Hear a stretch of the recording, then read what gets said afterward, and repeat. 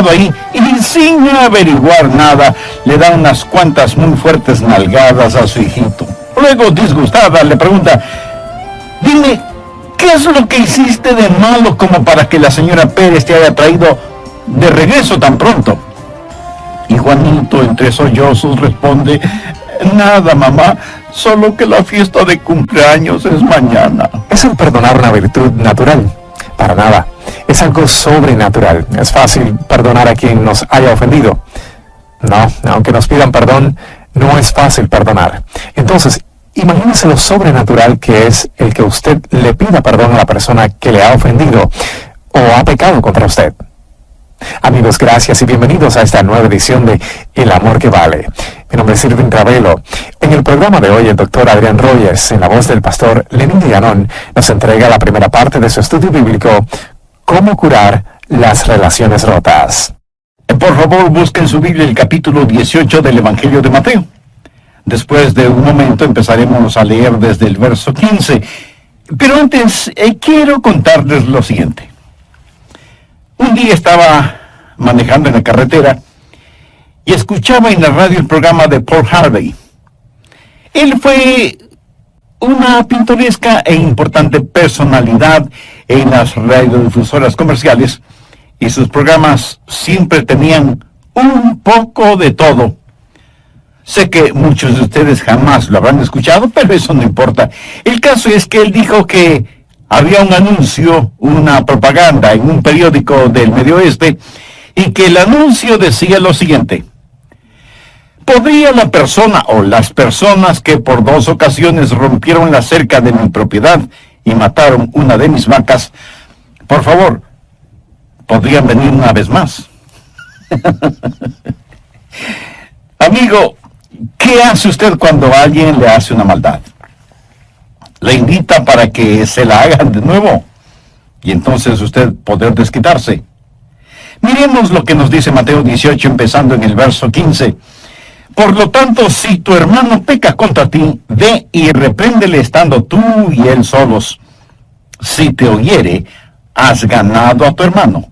Mas si no te oyere, toma aún contigo a 1 o 2, para que en boca de 2 o 3 testigos conste toda palabra. Si no los oyere a ellos, dilo a la iglesia. Y si no oyere a la iglesia, tenle por gentil y publicano.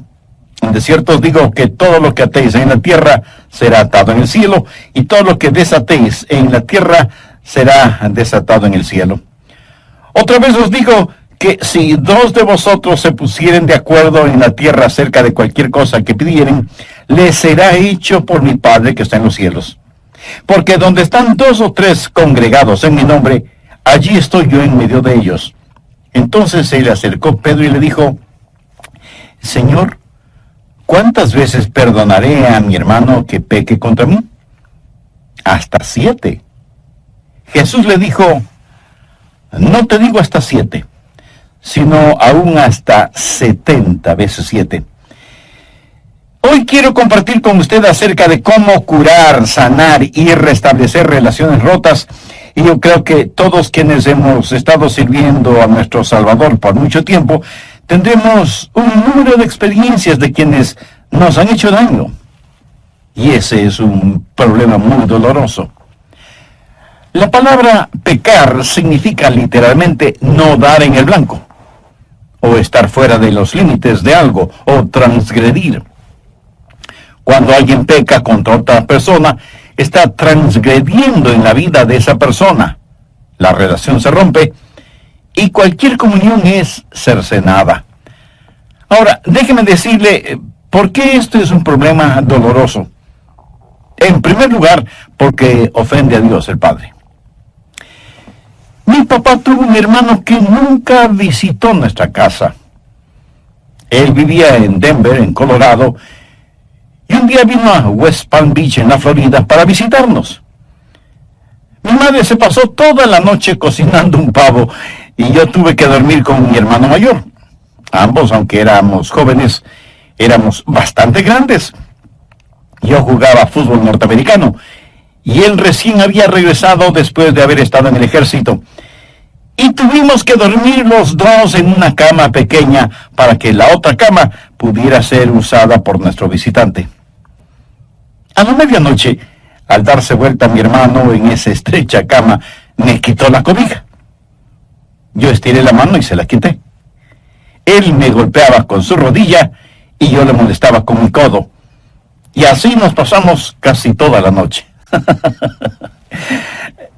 Mamá, que como dije estaba preparando el pavo, al oír la bulla que hacíamos en el dormitorio, vino, abrió la puerta de nuestro cuarto, encendió la luz y vi que mi hermano tenía un ojo hinchado y que un hilito de sangre salía de su nariz.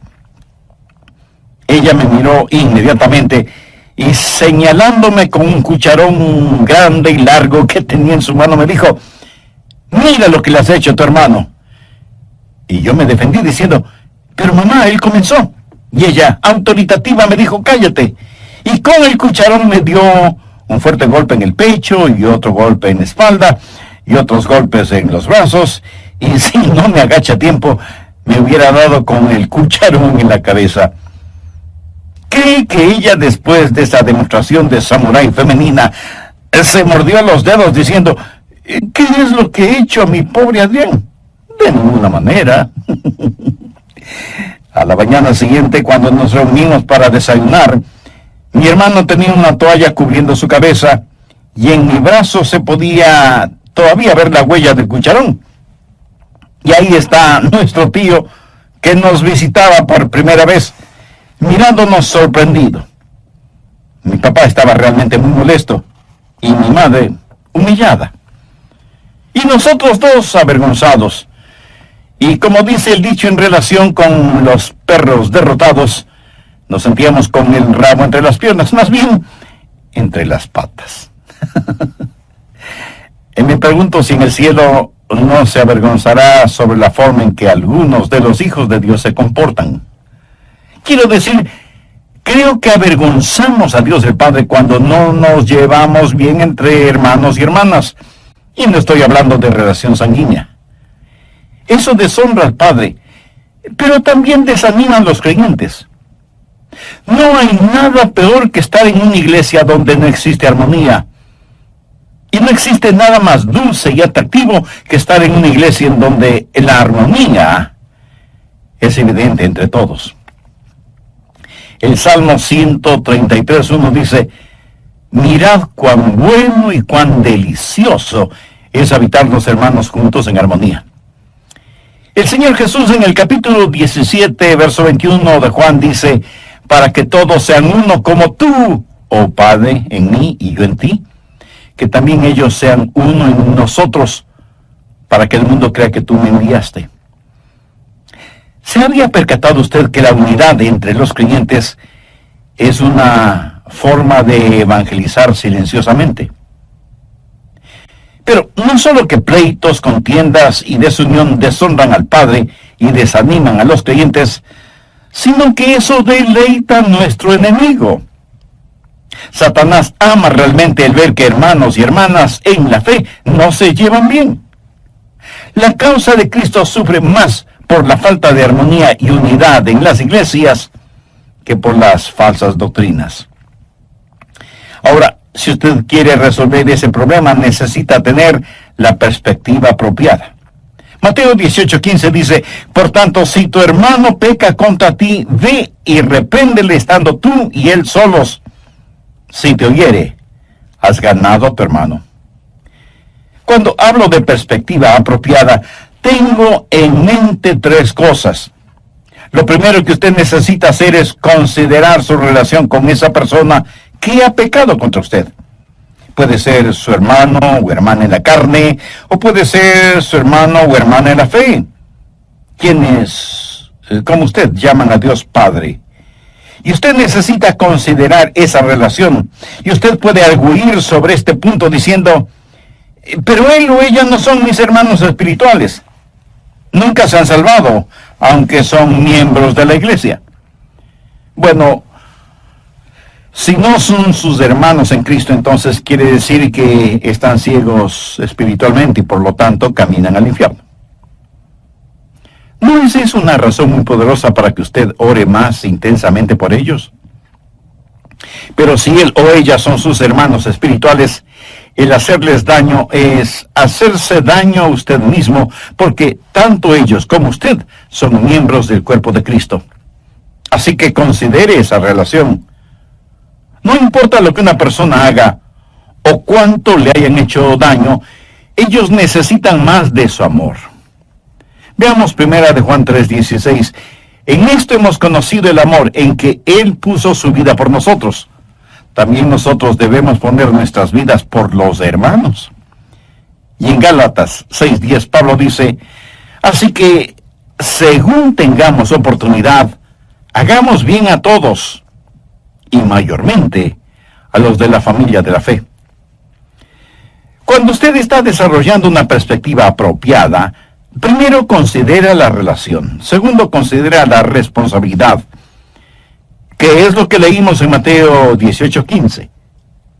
Por tanto, si tu hermano peca contra ti, ve y repréndele estando tú y él solos. Si te oyere, has ganado a tu hermano. Escúcheme, cada creyente que fracasa es la responsabilidad de otro creyente. Cuando un hermano o hermana fracasa, otro hermano o hermana deben ayudarle a levantarse, porque la Biblia dice en Gálatas 6:1, hermanos, si alguno fuere sorprendido en alguna falta, vosotros que sois espirituales, restauradle con espíritu de mansedumbre, considerándote a ti mismo, no sea que tú también seas tentado. Así que considere su relación tanto como su responsabilidad. Si alguien le ofende, es su responsabilidad el tratar de arreglar positivamente esa relación. Y cuando considere su relación y su responsabilidad, es muy importante que se considere a usted mismo. Veamos nuevamente Gálatas 6:1. Hermanos, si alguno fuere sorprendido en alguna falta, vosotros que sois espirituales, restauradle con espíritu de mansedumbre, considerándote a ti mismo, no sea que tú también seas tentado. Ahora, ¿cómo se considera usted mismo? Si usted va a tratar de enderezar la vida de alguien, ¿es usted culpable del mismo pecado? El apóstol Pablo dijo en Romanos 2, los primeros 3 versos, por lo cual eres inexcusable, oh hombre, quien quiera que seas tú que juzgas, pues en lo que juzgas a otro, te condenas a ti mismo. Porque tú que juzgas, haces lo mismo. Mas sabemos que el juicio de Dios contra los que practican tales cosas es según verdad. Y piensas esto, oh hombre, que tú que juzgas a los que tal hacen y haces lo mismo, que tú escaparás del juicio de Dios. En otras palabras, Pablo está diciendo, ¿cómo podemos atrevernos a juzgar a otra persona del mismo pecado del cual nosotros somos culpables?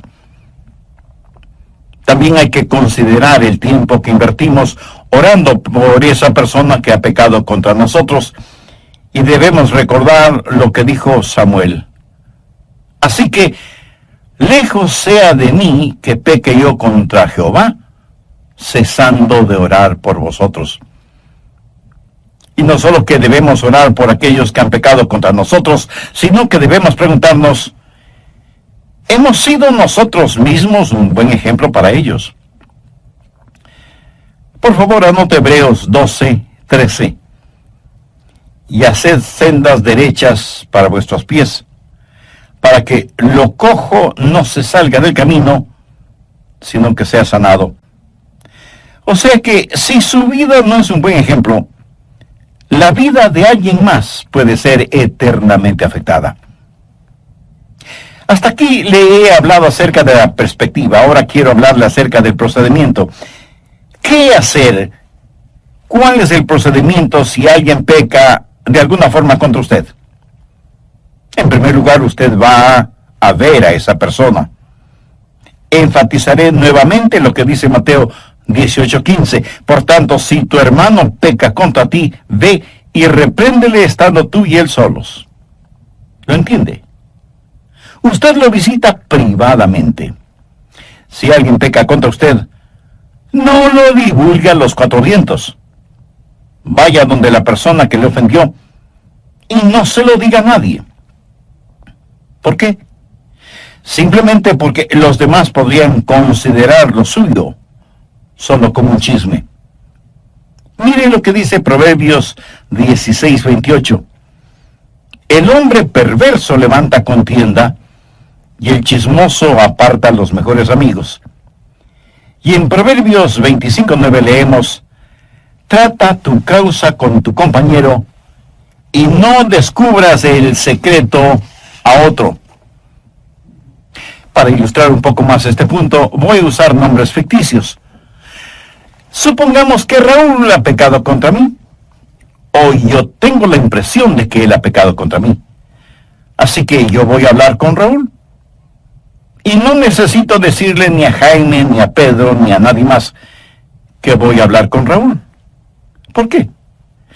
Porque bien pudiera ser que Raúl no pecó contra mí. A lo mejor yo pienso que lo hizo, y tal vez no estoy equivocado en mi manera de pensar, porque aunque no nos guste admitirlo, a veces podemos estar muy equivocados en cuanto a lo que pensamos que otras personas han hecho en contra de nosotros. A un pequeñito le invitaron a una fiesta de cumpleaños de uno de sus vecinitos. Su madre lo llevó y le advirtió al niño: mira, Juanito, le he pedido a la señora Pérez que si te portas mal, te mande de inmediato a casa, en donde tendré que castigarte, ¿me entiendes? Y el pequeñín contestó: sí, mami, te entiendo. No habían pasado ni 10 minutos cuando la señora Pérez trae a Juanito de regreso a casa, en donde su mamá, sin averiguar nada, le da unas cuantas y fuertes nalgadas a su hijito. Luego, disgustada, le pregunta: dime, ¿qué es lo que hiciste de malo para que te traigan de regreso a casa? Y Juanito, entre sollozos, responde: nada, mamá, solo que la fiesta de cumpleaños es mañana. A veces asumimos cosas que no son verdad. Y cuando confronto a una persona, a lo mejor me diga: no, Adrián, eso es lo que tú piensas. Pero déjame darte los hechos tal y como son. Así que cuando voy a hablar con Raúl, lo voy a hacer en forma privada y afectuosa. La prueba más grande de amor hacia un hermano es: ¿está usted listo a confrontarle si es que ha pecado contra usted? Mire lo que dicen los versos 5 y 6 de Proverbios 27. Mejor es reprensión manifiesta que amor oculto. Fieles son las heridas del que ama, pero inoportunos los besos del que aborrece. Ahora, cuando usted va a hablar con un hermano o una hermana, no va para regañarlos. La Biblia dice claramente en Mateo 18:15 que debemos ir a ganar a un hermano, no para condenarlo. El perdonar no es una virtud natural, es algo sobrenatural. Y si no es fácil perdonar a quienes nos hayan ofendido, aunque nos pidan perdón, imagínese lo sobrenatural que es el que usted le pida perdón a la persona que le ha ofendido o ha pecado contra usted. ¿Sabe que eso es exactamente lo que sucede entre Dios y los seres humanos? Nosotros hemos ofendido a Dios, hemos pecado contra Él, y es Él quien no solo que nos perdona, sino que nos restaura para que tengamos amistad y comunión con Él. Y cuando tiene que disciplinarnos, lo hace con un corazón quebrantado, pero nos disciplina por nuestro propio bien.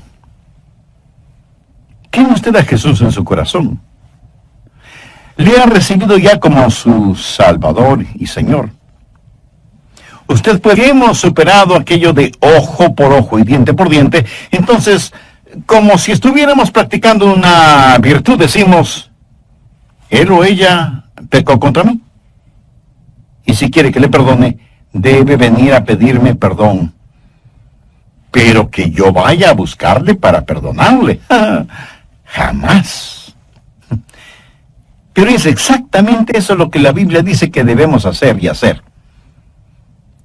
Antes sed benignos unos con otros, misericordiosos, perdonándoos unos a otros como Dios también os perdonó a vosotros en Cristo.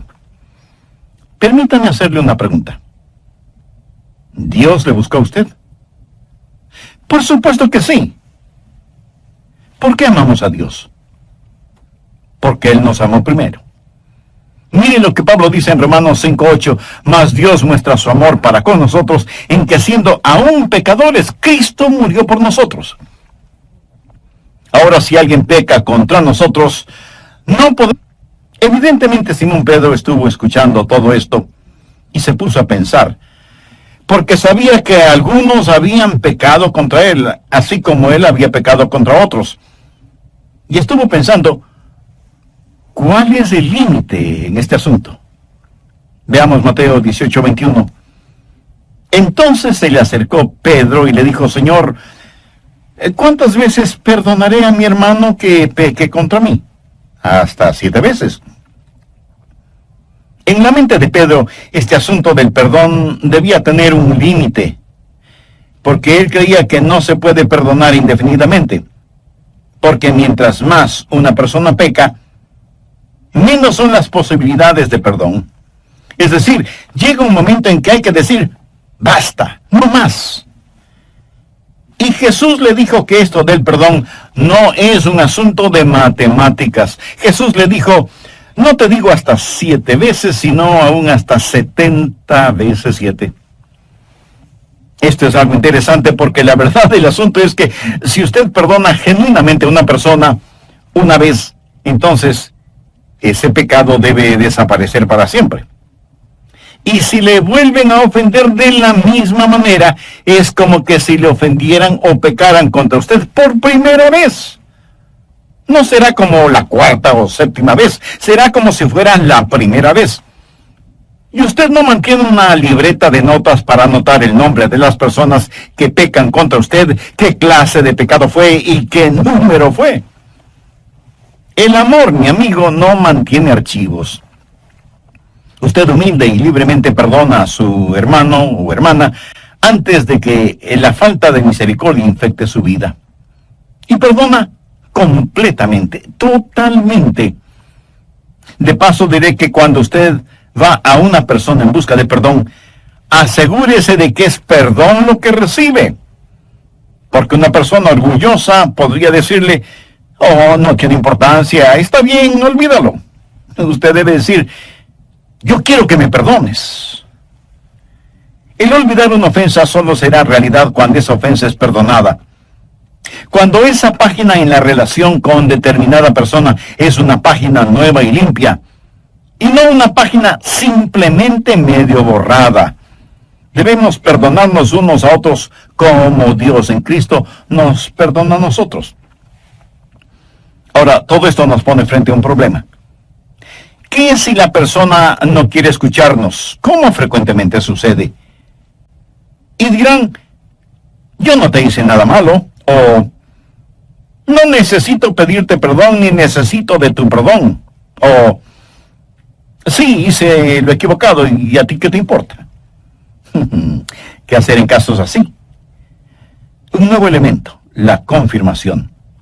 Primero, visitación, segundo, restauración y tercero, confirmación. O sea, Mateo 18:16 entra en acción.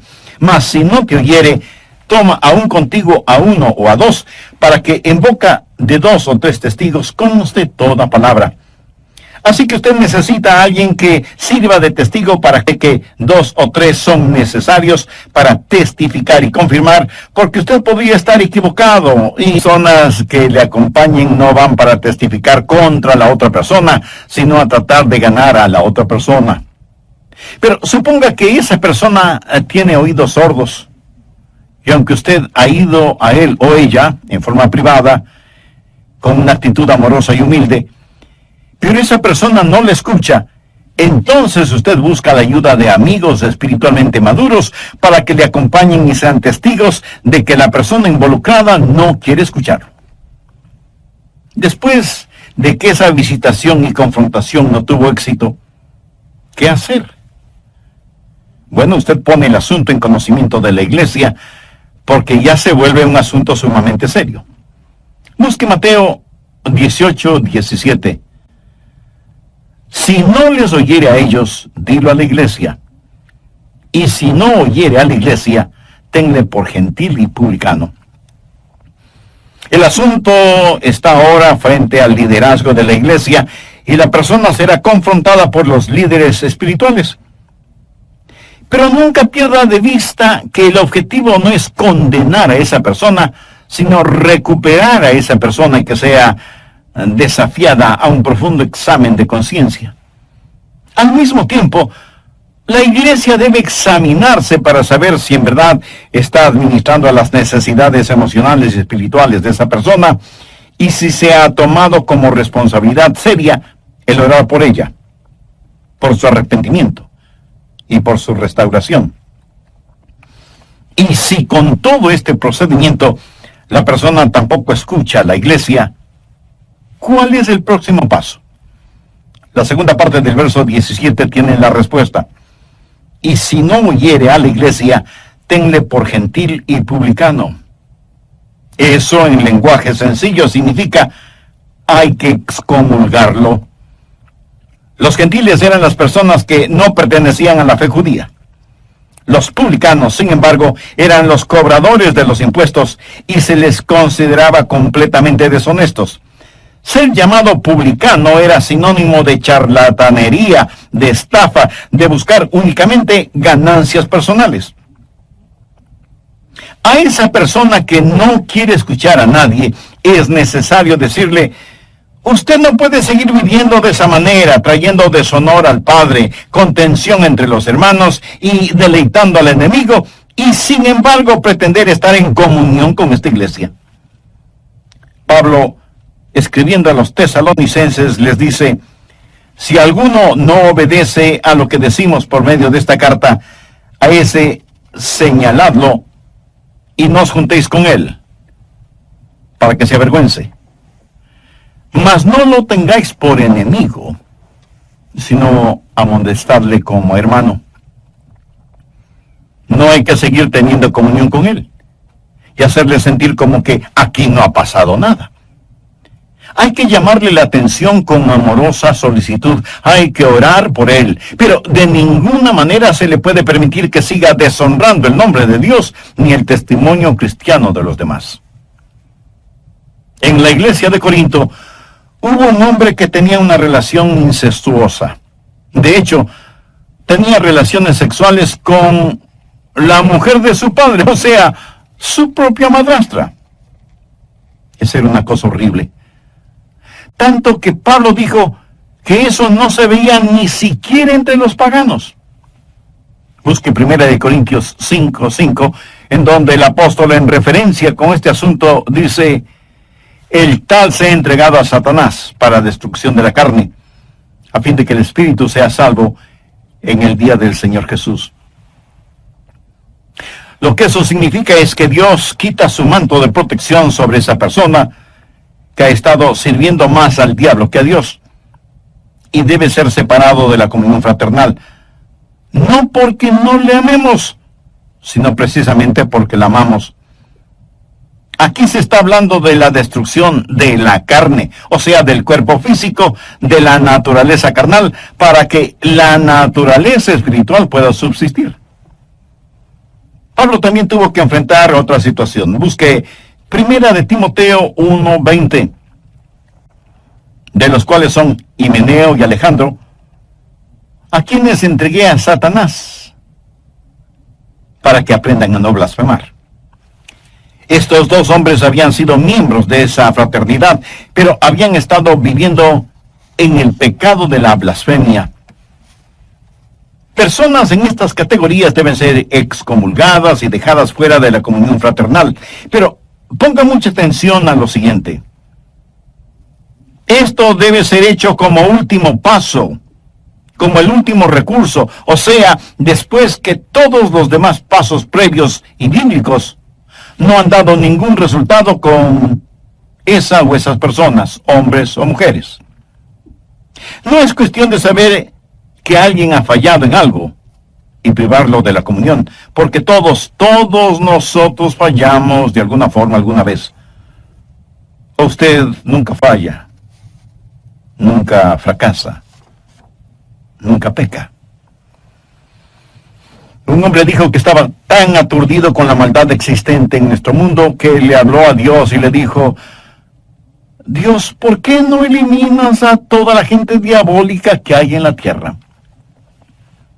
Y Dios le contestó: muy buena sugerencia. Empezaré contigo.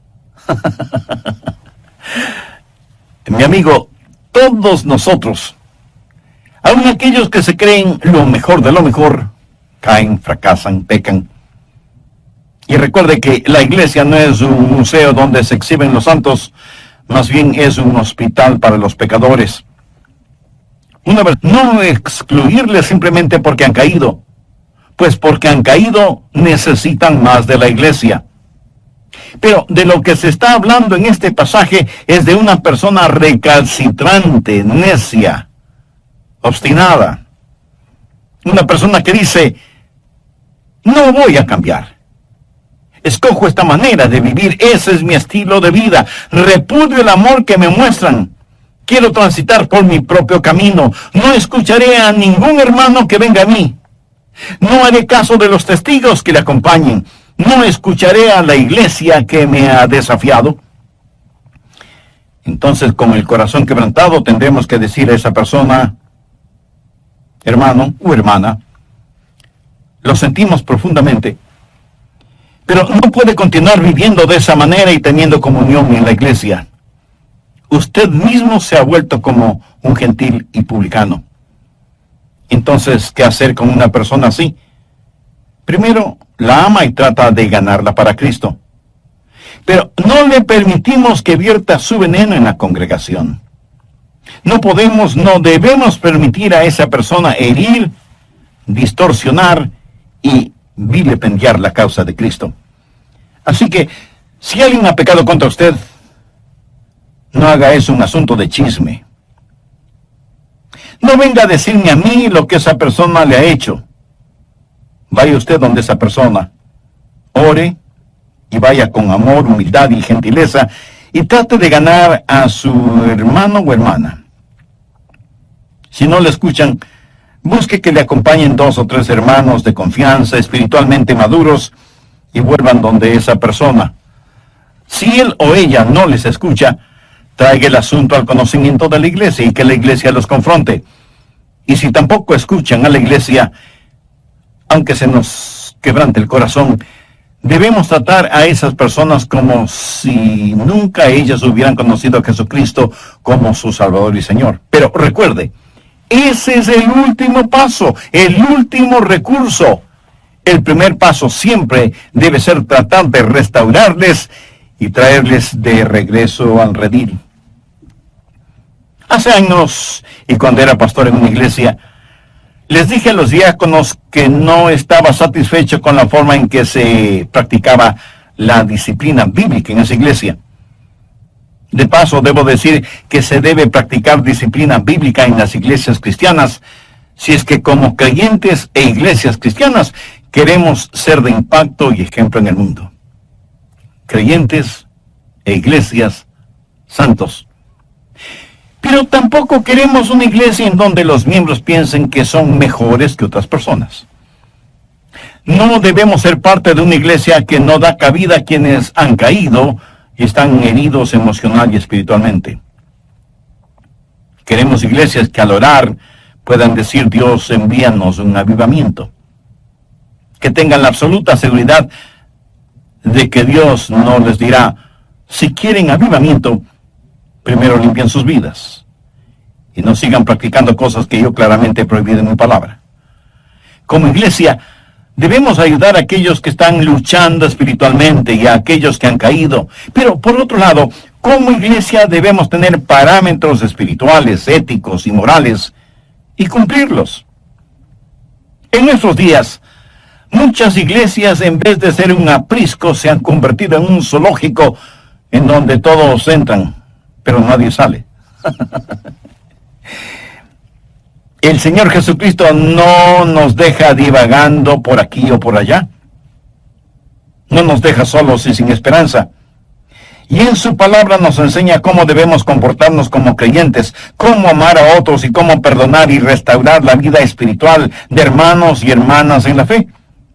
Y nos ha dado no solamente las herramientas espirituales y emocionales para que podamos ayudar a aquellos que emocionalmente han fracasado, sino que también nos ha dado un corazón sensible y celoso por la santidad y pureza de su iglesia, para que no seamos apáticos cuando veamos cosas que podrían dañarla, contestar al Espíritu Santo o causar que los no salvos tropiecen por nuestro testimonio.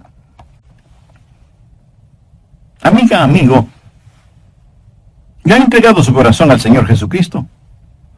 ¿Le ha recibido como su Salvador? Si aún no lo ha hecho, ¿no le gustaría hacer esa decisión? Recuerde que para ser salvo debe guiar en el Señor Jesucristo. Jesús murió por usted en la cruz del Calvario y usted debe recibirle por fe en su corazón. Si usted, quien quiera que sea o donde quiera que esté, y si esté escuchando este programa, ore una oración como la que yo voy a orar. Lo puede hacer en voz alta o en voz baja, pero diga esta oración con sinceridad en la intimidad de su ser. Recuerde, lo que voy a decir es solo una guía.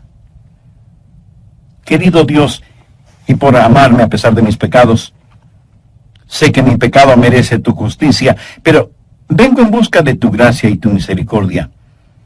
Señor Jesús, te agradezco que tú sacrificaste tu vida en la cruz y derramaste tu preciosa sangre para pagar la culpa de mis pecados y darme vida abundante y eterna.